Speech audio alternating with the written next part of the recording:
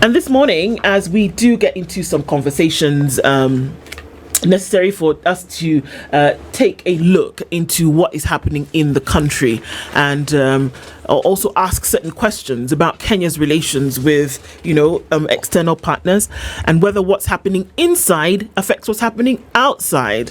What you garbage in, garbage out. Is that, I guess, one of the phrases that we use?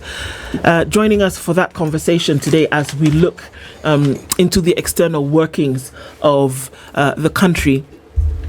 Former governor of Makueni County is Professor Kivutha Kibwana. He joins us this morning. Good morning. Good morning. I'm happy to be here. Karibu sana. And we're also joined this morning by Ahmed Hassim, who's here as foreign governance expert, joins us as well. Good morning, policy expert as well. Good morning. If I can pronounce Anyang Nyongo and Nyatike, and I can say in Kikamba Chade Changuno Madokoni, you can say Hashi. Hashi. Hashi. Hashi. A lot of people call it Hasi, a lot of people call it Hirsi. It's actually Hashi. It means tall camel. Oh, there you go. Karibu. Hashi. Well, I guess you do live up to the bidding, at least in the tall part. Yeah, I live the only part is I don't have the nice eyes that the camel. It's the eyelashes. It's the eyelashes. It's all in the eyelashes. Not to say that the folks in the beauty industry can do something for you if you're interested. Very funny. Karibu both. Asante, Asante. Thank you so much for being here this morning. Conversations that are necessary for us to have, and so we do that in the Situation Room. Before we do that, Dennis goes around the African continent every week. Wow. He comes back by some, privileged way. And he'll tell us which country he's landed in today, and we'd love to then hear your interpretation of the proverb that he will share. Yeah, so today we are in a country called Botswana, right? And it's a country that has a lot of beautiful things, one would argue. And we talk about the Okavango Delta, which is one of the world's largest inland deltas, and also a UNESCO World Heritage Site, as well as diamonds, one of the largest diamond producers in the continent. Yeah. And it is actually considered to be Africa's success story. Why? For its political stability since independence in 1966. A lot of things to enjoy from this country. But let's go straight to our proverb this morning. If the cattle die, the people die. If the cattle die, the people die. The man who lives to the building of being tall goes fast. How would you interpret that? The country is actually a cattle rearing country.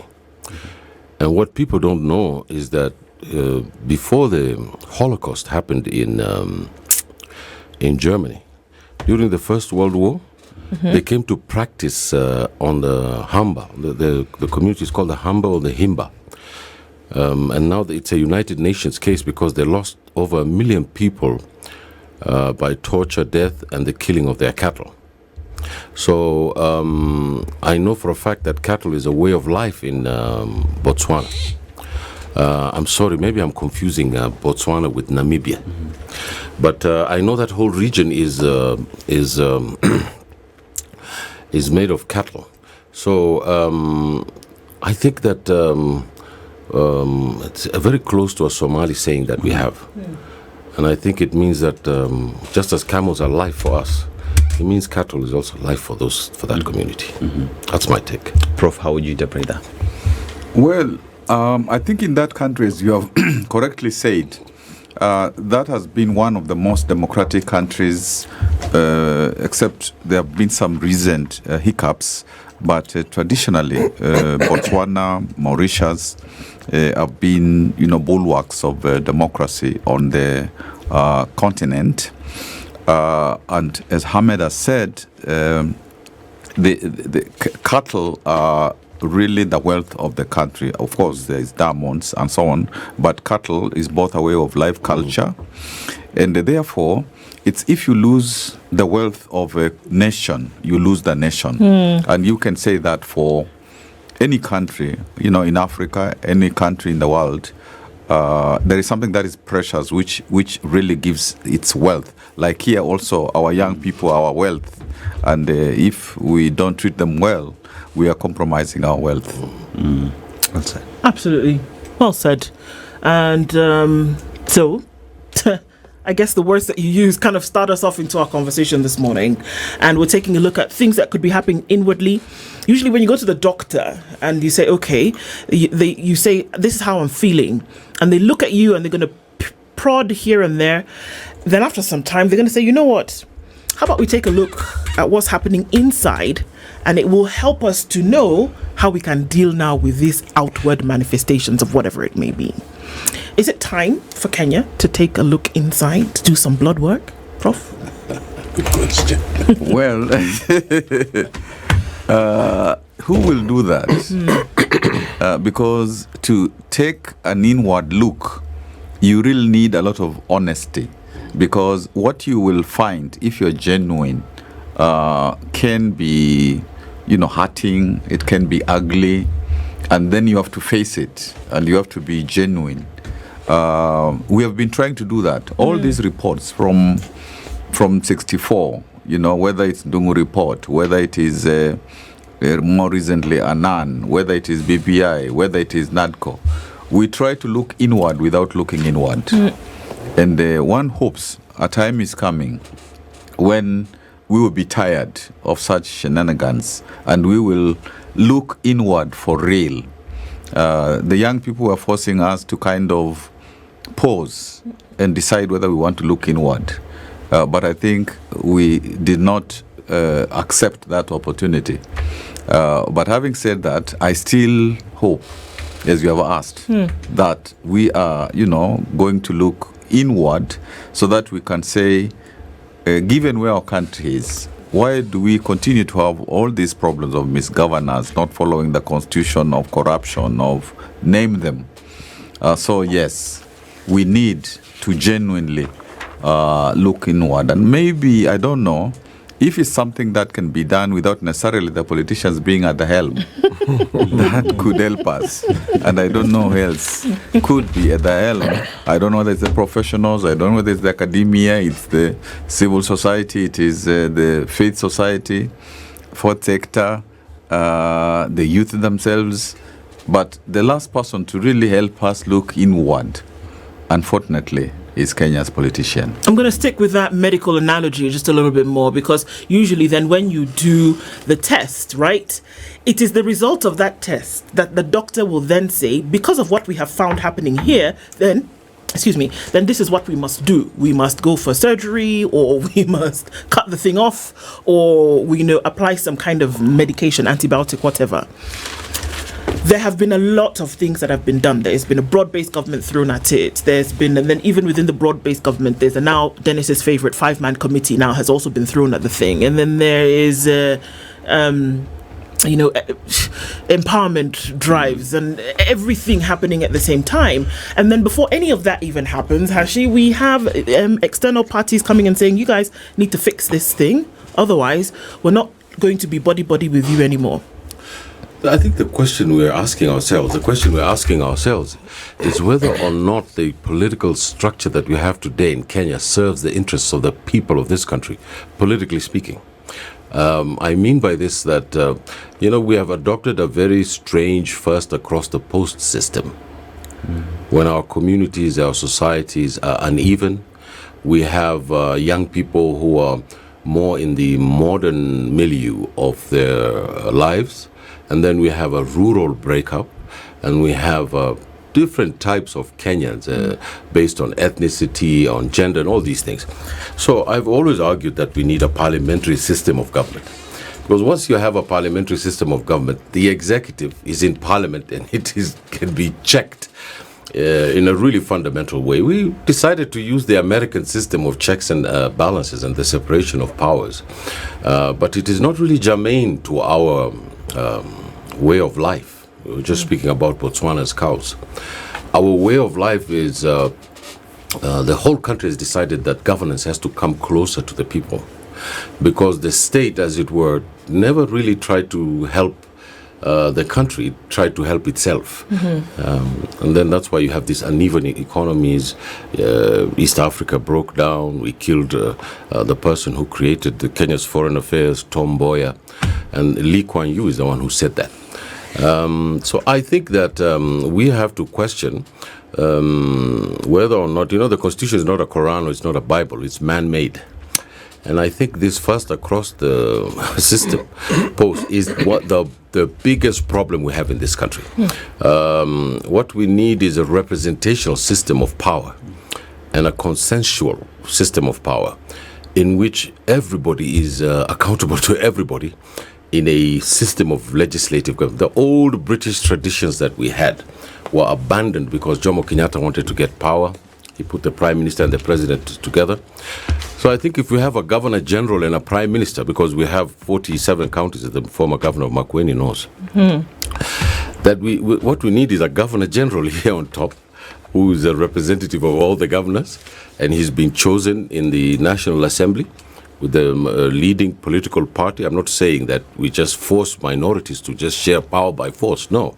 But the leading political party. Nor do I say the majoritarians have to be tyrannical. So we have to find a balance, because every time someone goes into government, Raila Odinga goes into government with him. It's bizarre.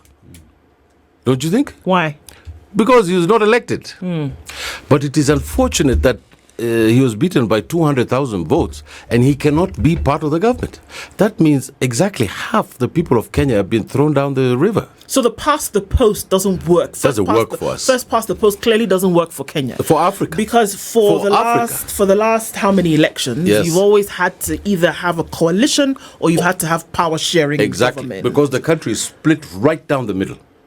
And therefore, this 1 or 2 votes that you go past the post, how does that give you legitimacy to govern this country? It does not. It's just the system that has given you legitimacy. It's not the moral sense in the country that has given you legitimacy. Hashi, are you saying that President William Ruto doesn't have the moral legitimacy? He doesn't have the moral legitimacy. He has the legal legitimacy. He's killing children. Where does he get the moral legitimacy to rule this country? When you sit in that chair, you have to follow the spirit of the Constitution. Not only is he not following the spirit of the Constitution, he is flagrantly causing death and bedlam in this country. There's over 60 people who have died, maybe more. The freedom of the press allows you to say that. It allows you to say that this is not right, and that the government of the people and by the people and for the people should not be despite the people. I mean, it should be for the people. And therefore, I think that that Mr. Ruto has lost all moral authority. And everybody knows in 2027, the entire country is in the opposition. We're waiting for the candidate that we're going to put up so that we can throw Mr. Ruto and his acolytes into the dustbin of history. Professor Kibwana, with just taking from what Hashi said, the issue of representation. So at the moment is legally, the winner will take it all, the majority. Whether it's percentage, it's in just clear numbers. If we break down from what Hashi is saying to a parliamentary system, is the problem we have in Kenya a governance structure, a representation structure, or is it lacking structures of oversight, lacking structures of accountability and recall? Because even at the moment, the conversation is we want to recall these guys, but IBC say currently you cannot do that. But people wish you go there for 5 years, but if in 1 year you're not satisfying what you said you will do, then we have the power to recall you. How do we strike the balance? What structures then do we need? First of all, let me say, Ahmed said the constitution is man-made. Actually, it is man-woman made. I agree 100%. Yes. And actually agree with him that the system that we have is not serving us. And but I will want to tilt a bit his exposition by saying one of the reasons that this system does not work for us is the politicians use negative ethnicity to arrange politics. And as a consequence, when several ethnic groups, are supposed to come together because their kingpins, their leaders have told them that this is how we shall vote, that is where you have that divide. so that it's very difficult for anybody to win. And one is talking about like the 5 main ethnic groups. So unless that situation is first of all dealt with, so that to borrow again the metaphor of morality, so that we have moral ethnicity, meaning positive ethnicity, enjoying our culture, like Section 7, 11, Article 7, Article 11, Article 44 of the Constitution say, so that is the province of enjoying our different cultures. But when we weaponize them, when we make them the fulcrum of politics, then we will continue with that situation of several people, coming together and one person saying that, this is how we vote. And as a result, then we have that hung parliament, and so on and so forth. But I do agree that at Boma's, the Boma's draft of our constitution was actually a draft constitution that told us to go that way, proportional representation, and maybe, also a few parliamentary seats, so that it was like a mixed system. But that proportional representation would mean that communities, you didn't feel left out because somebody kind of hogged the political space. And therefore, one hopes that at some future point, not before 2027, because now if you tinker with the constitution, it will be changed to advantage, the political class. But maybe down the road, after 2027, hopefully, then we can ask ourselves, do we want to look at this constitution to see particularly the way of representation? And there are a few other things like the gender question, and so on. And then, of course, the question of recall. You see, it's very unfair for whether it is ABC in its infancy to say that you cannot recall people, because when the constitution has provisions, and even there's some interpretation on that matter by the courts, then it really means that you can just use the constitution. You don't have to, say that there was some law which was not passed, because the law, if I can remember, the law for recall for parliamentarians was to be done within 1 year of passage of the constitution. The law for recall of MCAs was to be done 18 months after the promulgation of the constitution. So there is a precedent, saying that even when a particular law has not been passed, the constitution is enough. So this idea of you cannot recall is a foreign idea, and I don't expect that Parliament will be in a hurry to pass any law to get a majority of them recalled. So we need to continue to be faithful, so that we don't cheat the Constitution. I saw, as I came in, somewhere there written, don't cheat. So that we don't cheat the Constitution, we are faithful to the Constitution. Yeah, but then again, we look at a situation where now this is what we go through internally in terms of issues affecting us. But then again, you look at policies that are made at the government level in terms of how we relate with others. And key in point, we now look at how Kenya is relating with its neighbors. So let's look at Kenya, Sudan, Kenya, US, Kenya, Russia, Kenya, Iran, Kenya, China. And you find that because Kenya has made decisions to have other friends, there is the aspect that now Kenya is being discussed in the US Senate. And if our relations with the US is stripped, it's no longer as good as it were. What do we get to lose, or how difficult will it be for us to do business with the US, if any, Hash? I think it's uncanny, the lack of depth. I think we don't have a problem with the intellectual capacity of people to understand foreign affairs and to help this country in its relations with other states. We have a paramount chief at State House. And this is not something it's not something I said. I've said it when he was being inaugurated. I said this is what's going to happen. He's going to ruin the economy, right here at KTN. He's not going to bring people together, and I'm the one who invented the word one term.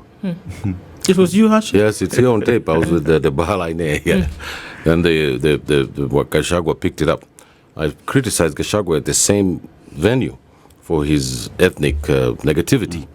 But I think that it is not right for Kenya Army guns and bullets to be in the middle of Khartoum, in the middle of a civil war. That's just not okay. It's not okay for Kizza Besigye to be abducted in the middle of the city.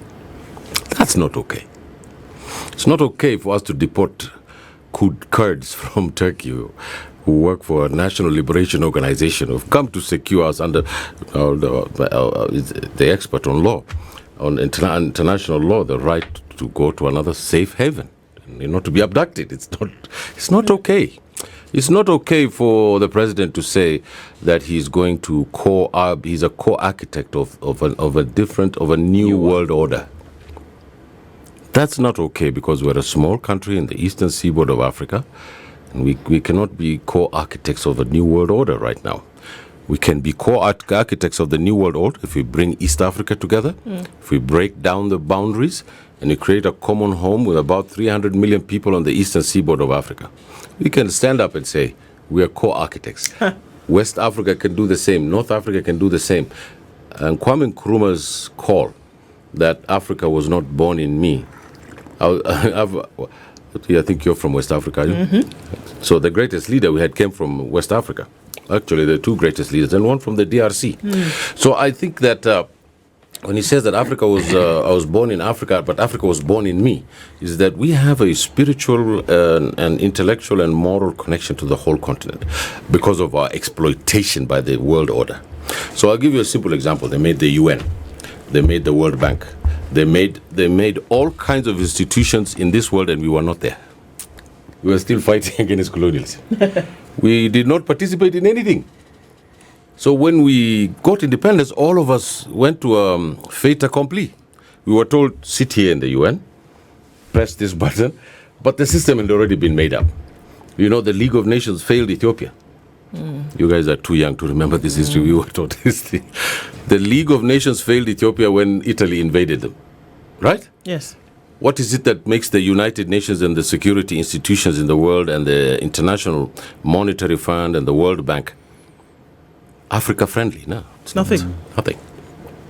So what kind of leaders do we want so that we can, because part of our poverty and our helplessness comes from a rigged economic system. So Hashi, sorry, if that is the case, then why should it matter whether Kenya is a non-major, non-NATO ally, brother, sister, cousin?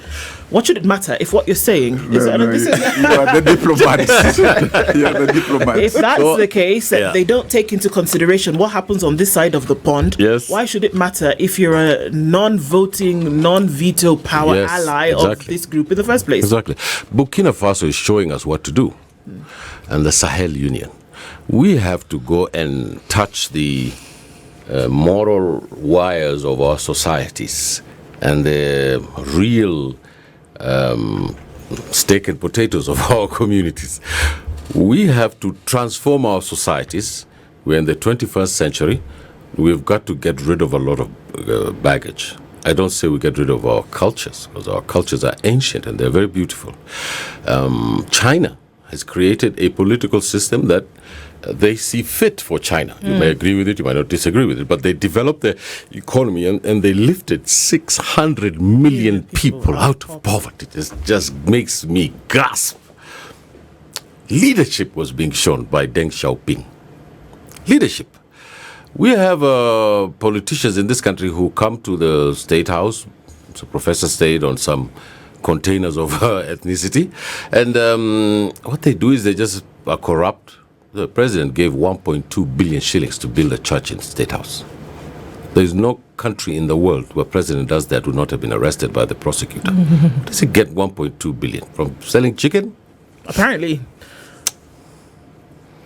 We have to be fierce about our country. We have to be really fierce about it. Otherwise, we will not have a country. Sudan is the first independent black nation, not Ghana. 1958. It had universities when we didn't have it. It was trading with the rest of the world when we didn't have through the Red Sea. They had a whole culture and a civilization. What destroyed it? Military rule. Because the military rule did not know when to go inside, fix it, and go back to the camp, like maybe Rawlings did. Though I don't agree with much of what he did. And we have also... Rawlings shot people in the square. In the square, yeah. Yes, he did. But you know what? Those people, they were taking money from baby feed from kids, you know. Yes, people true. did not have diapers because they were sending the money to Swiss accounts. Don't you think people like that need to get shot? As they did, and Ghana turned around. Ghana is now different. Yeah. The election was won by the last village, the last constituency, and by a few votes. And the Electoral Commission counted it. And when the guy said it was won, the whole country said, yes, he won. Is that what it's going to take, Professor? Because we've seen what good governance looks like, and it's probably sitting right in front of me. We've seen what it looks like and what it can actually achieve. And here we are as nations wanting to be part of bigger blocks. You know, look at what's happening in East Africa at the moment. Look at what's happening where maybe Tanzania wants to be part of SADC and doesn't want to be part of the EAC. But can you then have nations to be part of bigger blocks with a particular agenda if you have not gotten your ducks in a row, if you've not gotten your things in order? And then if you haven't, how can you? Because we need to just take a look at what's happening at the moment, where there are certain things that are just not working, right? I mean, it sounds as though we're the proverbial lamentators, but unfortunately, you talk about what you see, isn't it? That, yeah, the health system is in a shambles. Yep. It is. That's the truth. But we're going into the third term in about 2 weeks now for school, and we still got 7,000 shillings that we've not paid in capitation to students around the country. We read a story today, heartbreaking. 21 women in childbirth will die. 10 of those 21 will die because of postpartum hemorrhage. And we don't have the tools to test the overflow of bleeding. Why don't we have the tools? Because we don't have the money. But in the same breath, a helicopter was hired for 2 million shillings, Okari? Yes, 2 million shillings To go to Voi. ferry a CS To Voi. Not the president. It may not even that's excusable. But to ferry a CS to Voi. Here, if you open your eyes maybe wide enough, you can see Voi. But how then do we say work out the governance to then have these conversations? Can you really have external conversations when insular issues are not being worked out? I was just thinking, if I had, some power in the country, I would ask the CS to take the SGR to Voi. Gets there. Very easy and comfortable. 30 minutes. And we can concede them first class, which is 3,000 something shillings. So we are really talking about systemic breakdown of our institutions, and it is mostly man-made. Now I'll say man-made because there are many women doing that. Just like what you said about the institutions of the West not having accommodated African people. Again, these institutions of our countries, have been damaged, so that, whether it's the economic system, whether it is the political system, whether it is whatever system. So we have shells of countries, but these shells somehow privilege, particularly the political people. So it is not easy for them to concede that they should operate within a larger unit in a meaningful sense, because they want to keep their small places so that they can, continue doing the corruption thing, being the lords of these small places. Now, if one looks at East Africa, for example, it is like they said somewhere, particularly the former East African community, the three countries, it's like they said somewhere and said, we shall abduct our citizens, we shall terrorize the young people, we shall steal the elections, it's like there is some place where they sit and do that kind of stuff. Not what, like when I was growing up, and I'm still growing up, I would imagine. Sure. But in primary school, we used the same money for all the countries, there was those big notes, and we didn't have to, when you were crossing a border, you didn't have to, like any paper, because, and that was long ago. So normally people improve, they don't regress. But, we are regressing. But, having said that, you talked about lamentation. We shouldn't continue just lamenting, and lamenting. And unfortunately, when once in a while a group comes to tell us that we have to change course because what we are doing is perilous, it's going to harm us, there is a lot of resistance from, again, the powers that be. And then you get, like, when now these systems are challenged, you get now this business of PR, like what you said earlier. You get some empowerment, programs where, our mothers go, they stay the whole day, they don't, work in the garden, and they get 64 shillings. The border guys. And actually, many of those people, the border young people, those bikes are not theirs. They are for the teacher, they are for the business person in the rural area, they are for people who are working in Nairobi or whatever other city. So even in that area, one doesn't look for something that is sustainable, like really saying, what can we do to cause a national youth martial empowerment plan, something real, so that people can get jobs, so that there can be social entrepreneurship, there can be things like that, and therefore we really have to, if I can use this word, force the political class to accept to sit down with the citizenry, so that we can ask, how do we go forward? What is the best way for us to enjoy the country together, so that it isn't a preserve of just one group? Then in that case, Prof, are you in support of what Raila Odinga was suggesting? Have an intergenerational conclave and have these conversations? Why didn't he suggest it before the Gen Zs, came to the picture? And there's been BBI. There's been NADCO more recently. And usually, if you look at those reports, they are reports, and there are many pages, and they are very wordy. But the bottom line is, why don't we have a prime minister, a deputy prime minister, two deputy prime ministers, leader of opposition? And it is not in the way that Ahmed was saying to really restructure power, but simply to accommodate the different ethnicities, so that all of them are at the eating table. At the eating table. I mean, Hashi, I just want to digress a bit to something that you pointed out when you're describing Ethiopia. And just recently, and I think we still do, the trade tiff between Kenya and Tanzania. And looking at, back up a bit to the history, not just Samia Suluhu, this has happened many, many times. And we had a discussion here about why do we keep having this push and pull between Kenya and Tanzania? Yeah. Are we so fragmented that unity is an illusion, not just within this region? Because this reverberates to now what we are discussing, Kenya-US relations. It's Kenya-China.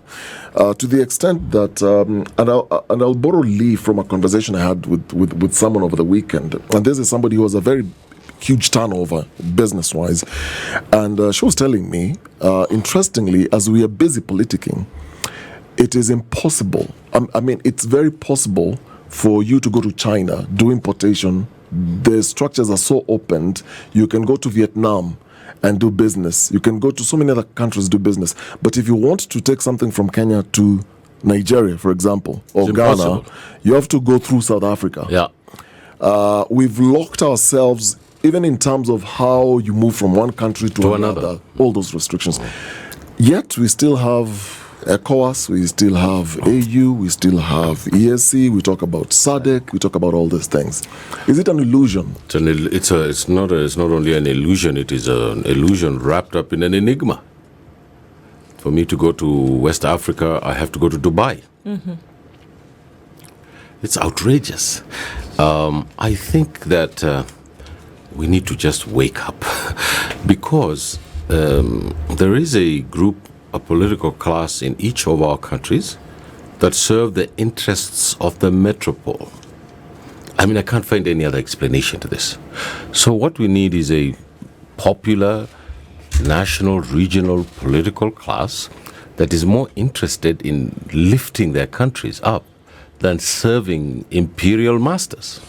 Because I can't take a direct flight from here to N'Djamena in Chad, where some of my community is, and I have to go through Dubai, then stop in Nigeria, and then take a truck and go to N'Djamena. That's neo-imperialism. There's no other word for it. The great Frantz Fanon said that the native doesn't want his freedom. He wants the settler's farm, and preferably his blonde wife. Very pithy understanding of what was coming to this continent. So I believe that the reason why there is a total uprising in every country in Africa, and I predicted this on TV, Ivory Coast, there's massive demonstration against Wolasen Ouattara. He's married to a blonde French woman. I don't mean to impugn him, but I'm just using that as Fanon's context. We have 30-year-olds overthrowing governments in the entire Sahel. Because in Burkina Faso, people were so poor they didn't have a choice. It was just a disaster. Right now, they have one of the biggest cancer hospitals in West Africa. He just gave out over 500 tractors for women to go and lima their shamba. Corruption has come to an end, literally speaking.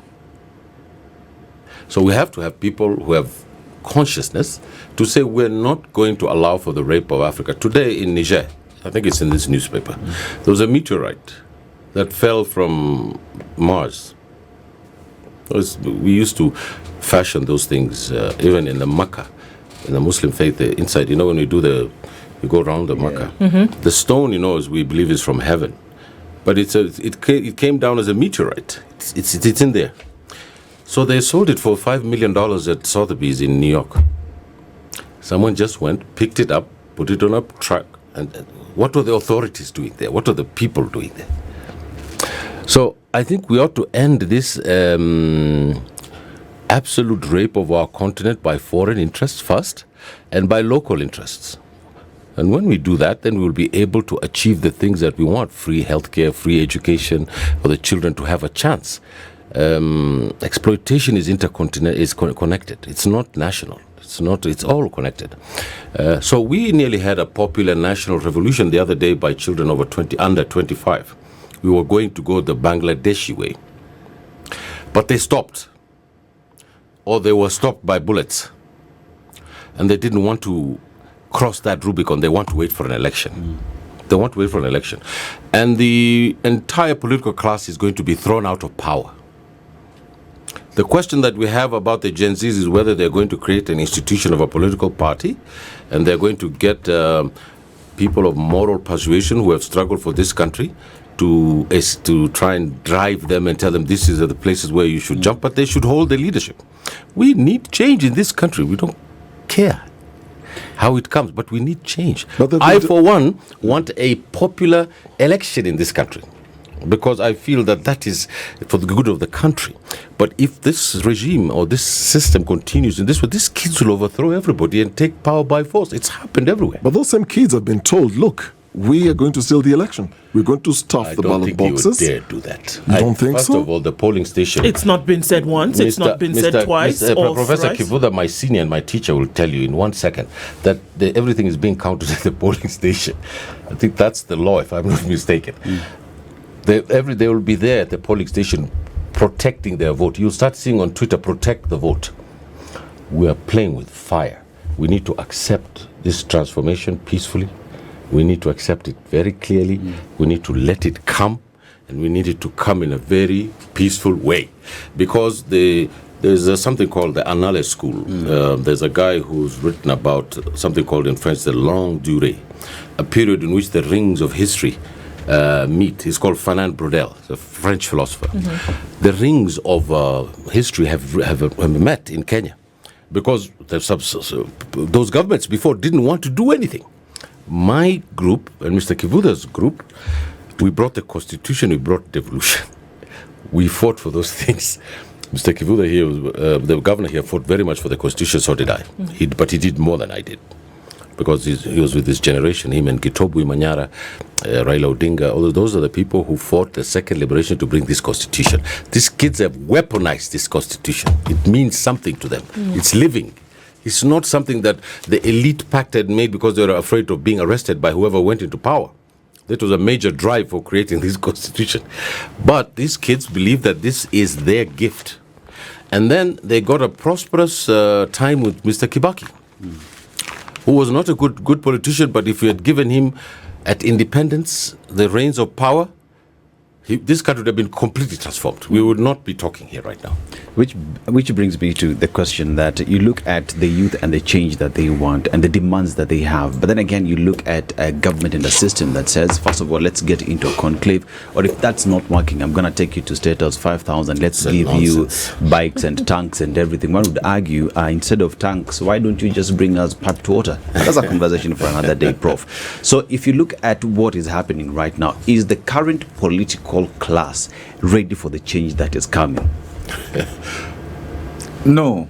It's like Marie Antoinette. Yeah. When she was told that the people are complaining because there is no food, and then she said, what about cake? There's no bread. What about cake? Sometimes, because I've been a politician before, we live in a fool's paradise. And sometimes you don't see, loss coming. Even when, you are going to lose an election.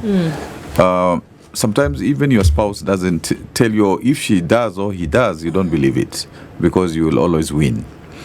But having said that, our politicians, are very cunning. Because when they see danger, and sometimes they're advised by NIS that there is looming danger, they have a tendency of coming together so that, people you thought are rivals cease being rivals, and they are working together. If actually one examines carefully, our main political players, at one time or another, they have worked together in the same group. And, they separate, and then they come together, and it's musical chairs. So they have also an instinct of survival. But even with that instinct, you can only survive for so long.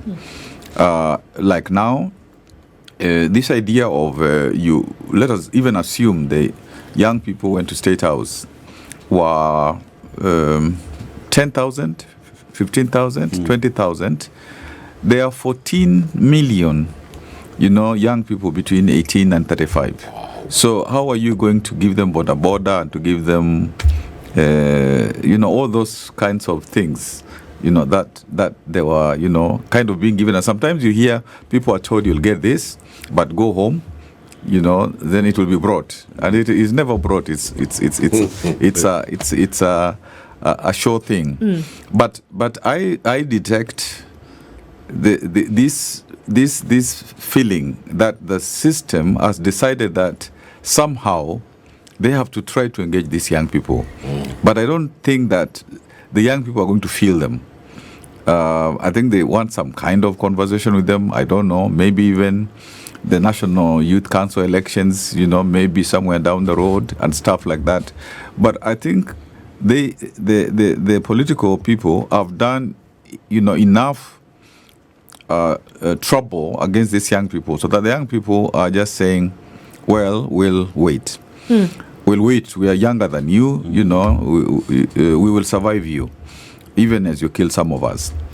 What I don't... Sorry, please go ahead. Yes, what I don't know is, in elections, like we are going to have 23 by-elections, and in these by-elections, I think you will have a lot of jostling, because it's like not quite like the little general elections of 1969, but it's going to be used, for somebody to say, look, I have won, and therefore in 2027, I will win. I think that we will see a lot of jostling and stuff like that. And so, even for the young people to get IDs to be able to get the voters card, to be able to really organize so that the energies of June That's the issue. 2025 and 2024, 2025, Saba, if those energies are honest, then we will be talking about another story. But if they are scattered, That's the problem. that will be a problem.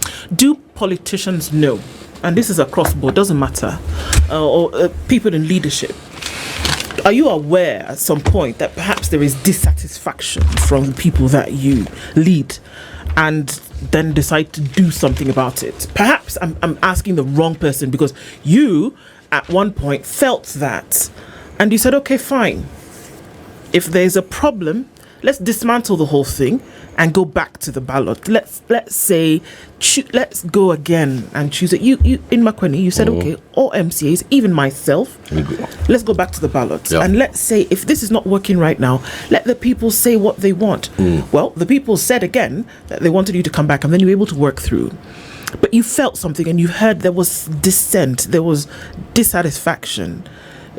I'm not saying that all individuals are the same, but does leadership at some point feel, okay, guys, this is not working, let us go back to the drawing board? And if so, why is it so difficult then to get that done? Because it does seem that, unfortunately, there's so many balls up in the air and some of them are losing air. I think like where we are here now in the Situation Room, I would imagine you always want to make the best of your programs, and you therefore intentionally will say to yourself what is working well, what is not working well, and what can we do. There is competition out there, there is expectation and all that. But our politicians, and I was there, and Ahmed has said about the entire continent, it's like people go into position without really knowing what they want to do, particularly for the people. It's like, I'm going there is money, I'm going to make money, I'm going to be rich, I will use the money to get elected again. And so it's really a tragedy. But I'm not saying that it's everybody who is of that mind. But sometimes when they realize that you really want to do things to be of service to the people, you are an enemy to those who think that is not what should be done. And they try to get you out, they smoke you out, and they use all sorts of things. So that's why I think the young people, going back to the young people, are really saying that this has to change. If you want a job as a politician, it's like if you're in the private sector, I mean, you have to do the job. If you don't, you get fired. But here, people say, I have 5 years, nothing will happen. Even I can't accept recall and stuff like that. So I think it's really having a new mindset, so that you're asking for a job. You don't have to be paid, like 1 million shillings when somebody else is being paid, 5,000 shillings in your country. So that you have the conscience to see that is wrong. So I think, what is kind of in gestation in our country is a new thinking that you must be in politics to serve, and it's a job like any other job. And therefore, if you don't do right, there will be repercussions. I think I'm running for a seat in Langata to go to the National Assembly, and the reason I'm doing that is I could earn more money in the private sector. I earn more money in the private sector than the salary that I would get there. So the reason I'm running is the biggest problem we have in this country is the National Assembly. It's not the executive. We know about this imperial presidency and all these things, but the National Assembly is at the heart of the government. It is where our laws are made. It is the talisman where we can change the direction of the ship of state. And what has happened in the political parties in this country is that these so-called leaders have put a list, and in each constituency they have put the person that they want. And then they give them their ticket. I was the spokesman for the Orange Democratic Movement and the chief strategist for the Pentagon. They give them the vote, and you get people like, what's that MP for Kapkater? Sudi. Kapsaret. Yeah. I'm sorry, I pronounced it wrongly. So the reason why he's there is because he's a hatchet man. President tells him, go do that. You know? Why he's a member of parliament? He was voted in by the people of Kapsaret. Because they went and played the big ethnic card. When William Ruto goes to Kapsaret and says, "Huyu ndio muti yangu," he'll get the vote. Because there's inter-ethnic competition at the top. So we have to give the ethnic leader all the arms. You know, William Ruto has never ever voted for anything progressive in his entire political life. You know that, right? He even opposed the constitution of Kenya. He opposed it. He did. He voted no. He voted no. The referendum. Yeah, everybody was around when that happened. I'm not saying anything egregious. Am I saying anything egregious? No. You're saying what I'm saying things in the public record, right? Right? Yes. So I believe firmly that it's very important for us to be fierce about our country, because if we don't have any other power. I'm not going to run to another country today. Neither should you. Neither should we face any civil conflict because of the rights of the people. That's not right. For us to be held by the din of a rifle, said if you don't stay in your place and follow that, we're all going to burn. That's why the president keeps saying, "Munataka kuchoma nchi." That's the mentality behind it. Is that 1984, George Orwell's book, should be required reading in school. It should. And that is exactly what is happening. It is Orwellian. Secondly, I think that I'm a firm believer in constitutional government. From the bottom of my heart, I believe in it. Because if you don't have a constitutional system of government and laws, then sooner or later someone's going to abuse the state and there'll be no responsibility. And you'll be doing another George Orwell book. Exactly. And that you'll have the 2-minute scream of Watson. Now, what we want is to have a National Assembly that works. That is really important. And we used to have it during the time of 212 MPs. Who's who of the political class that were on the floor over the most fundamental issues of this question and would sway the public opinion for us to go. And now it's only the president speaking. And others. And the standard of the level of the people in the National Assembly is shocking. People could not swear in English or in Kiswahili. This country has got some of the most educated to swear in their mother tongue. You see, this country has some of the most educated people on the continent. But what we want is a moral and ethical transformation in this country. And that's what's going to lead us. If anything, it's good for us to put these ideas out there. That's why we have these conversations. And I want to thank you both for being here with us this morning. Ahmed Hashi is a foreign policy expert as well as former governor of Makueni County, Professor Kivutha Kibwana. Thank you both for being here. Thank you so much. It's a lot of fun. Thank you. Asante sana. Good morning. This is the Situation Room, the only way to start your day.